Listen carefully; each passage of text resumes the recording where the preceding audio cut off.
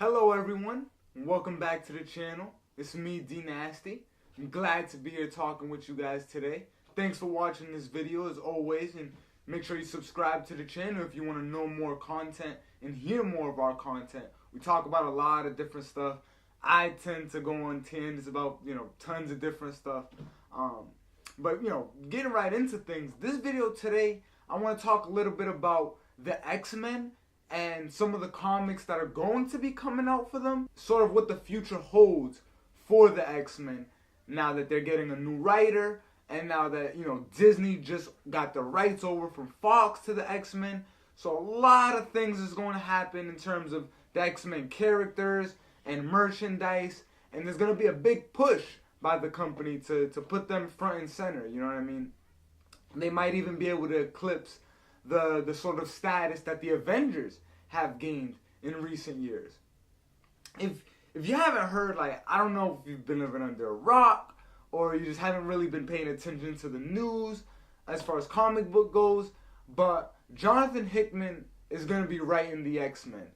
He's going to write two miniseries, House of X and Powers of 10. Those are two very highly anticipated series for fans. And it's Hickman's big return to Marvel. The last time he was here, he was writing Avengers, which was, some of my favorite stuff. We talked a little bit about it on our show, The Order of Things. You go check that out. Like the Infinity stuff and the Illuminati and the Incursions. All that was going on in Hickman's run. Going into Time Runs Out. And then ultimately Secret Wars, which he also wrote. Before that, Hickman was writing Fantastic Four. And it was sort of a prelude to the stuff that we would go on to see in the Avengers run. When we talk specifically about Doctor Doom and the Council of Reeds and the whole time travel, multiverse type of thing, that was all laid the foundation for in Fantastic Four. And then it just moved on and built up in Avengers, which led to Secret Wars. Going into this, I think only inevitably he will have the same kind of reach and scope with X-Men. Given that these are the big three houses in Marvel. You got Fantastic Four, Avengers, and you got X-Men. And up until now, X-Men has pretty much always been the most popular, or the number one property. It's only been in the recent years with the MCU and Iron Man and Captain America, guys like that really taking full force and becoming fan favorites across the media platforms instead of just in comics. But moving on from there, Hickman's gotta do well on this. I love Hickman's writing. He always has a big scale event going on. He has where the universe is at stake or everything's gonna die. There's gotta be time travel. At some point there's gonna be some mode of time travel. And then lastly, the biggest villain of that group has to come with a plan to kill everyone. Say everyone's gonna die. In Avengers it was Thanos. In Fantastic Four it was Doom. Now with X-Men it can only be Apocalypse. Because however you want to put it, Apocalypse is to the X-Men what Thanos is to the Avengers. So it only makes sense for Hickman to bring that character in. And no one really has done anything massive with Apocalypse since the age of Apocalypse, which is in the 90s. There have been so many ages of Apocalypse and so many other events where he's just been there and been a side piece and a side plot where he wants to kill everyone and do that. But he's never been front and center in full capacity. So I think Hickman is just in his nature to bring that out. And I think this comes to no surprise now that the movies, as far as Disney, now that they own the X-Men franchises and Fantastic Four as well. When they bought Fox and all those properties came over, you knew that the comics were going to get revamped and you knew that the comics were going to change, because in the years preceding that, when Disney didn't have the X-Men, they did them dirty in the comics. You know what I mean? They didn't care at all for the mutants. And they tried to go to as far as replacing them with the Inhumans. And no one liked that. No one cared about that. But it just goes to show you, like, when the movies are having a success, the comics will try to replicate it and capitalize off of it. And if there's a success maybe that the comics are having, it's going to go hand in hand with what you see on the screen. So I think it's not a surprise that now that they got the X-Men back as far as movie franchises go, that the comics would now make a big push to put them front and center and get them back to their rightful place in the Marvel landscape. But I think before we kind of wrap that up, we also have to talk about some of the things that have happened with the X-Men, in the past couple years in the comics. The movies, how they're going to end and what might come next.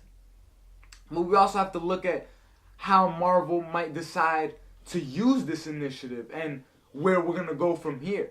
Because another piece of news, if you haven't heard this, Marvel has canceled all their X titles. Anything related to X-Men, whether it's Deadpool, X-Force, or obviously Uncanny X-Men, which just rebooted, given the whole Fresh Start branding. But now that Hickman's coming in, all that is getting canceled.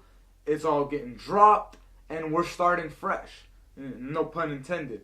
But it needs to be like an easy starting point, an easy place for people who go see the new X-Men movies and then say, I want to pick up a comic. Where do I start? Because, Marvel Comics in general is a pretty hard continuity to follow. Not that hard, I've done some videos on it too. But it is confusing. And the X-Men especially, it gets even more confusing. Because you got, like, all these flagship titles. But pretty much the X-Men, like, they went through all the events like that, like the Days of Future Past, the Dark Phoenix Saga, Inferno, Age of Apocalypse. And that all kind of culminated in Onslaught. And Onslaught was a being that was like the morphed or fused consciousnesses of Professor X and Magneto all put into one being. And he killed the entire Marvel Universe. Maybe we'll do Onslaught on the order of things. Maybe not. Probably not. Let me know if you want us to. But after that, you started to get pretty much these smaller stories until we got to House of M. Avengers Disassembled obviously didn't affect the X-Men too much. But during the 2000s, everything got revamped. Everything started with a new number one, and everything was a little newer. So, in that time, you were getting Astonishing X-Men by Joss Whedon and drawn by Cassidy, I believe, which is good. Like, I just started reading a lot of the series. I've only read maybe a few issues in the past, like only like the Gifted arc, but now like I'm reading like deeper into the run, and that stuff is good. If you haven't read Joss Whedon's Astonishing X-Men, you need to, like, now. But anyway, from there you get House of M, and you get Scarlet Witch basically decimating all of the mutants and bringing the population from what was once in the high thousands now to under 200.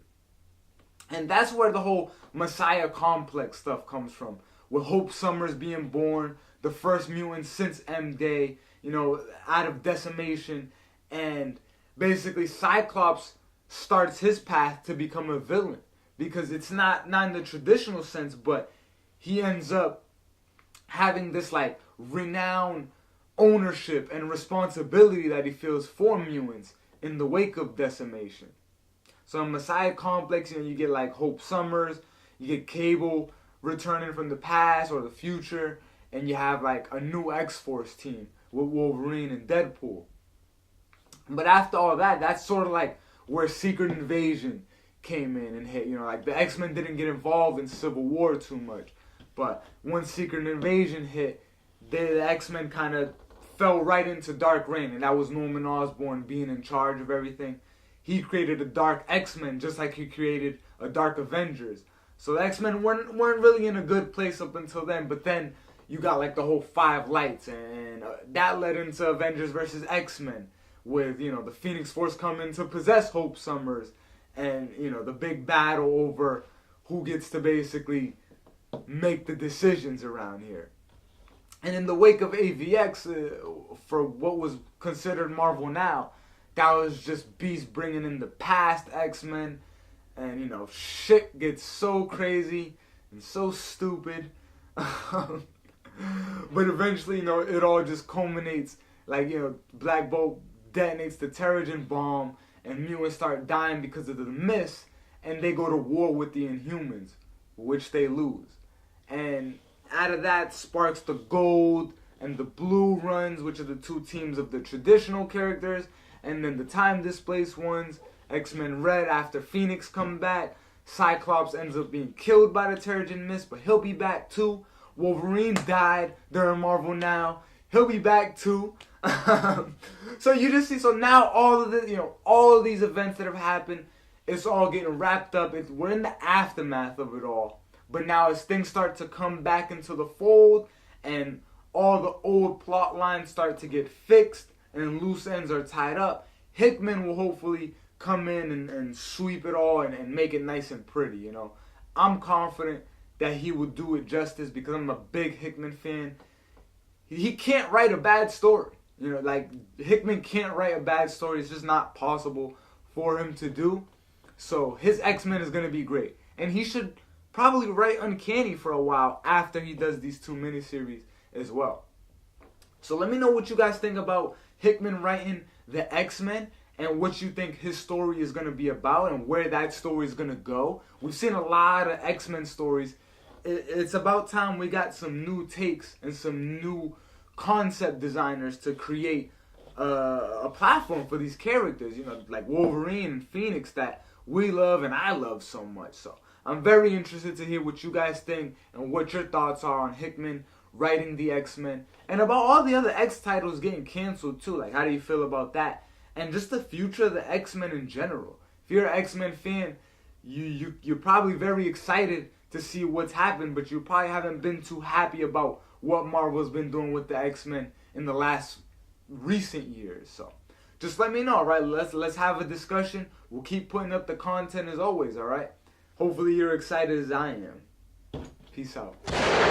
Nasty, stay clean, my regime stay mean. I'm always scheming so it seemed like a daydream. Make green, save a little for the team. Had to wiggle on the scene, all my niggas in the beam. Shout out my crew, Santana being nasty. Kicked out the cover, Santana being nasty.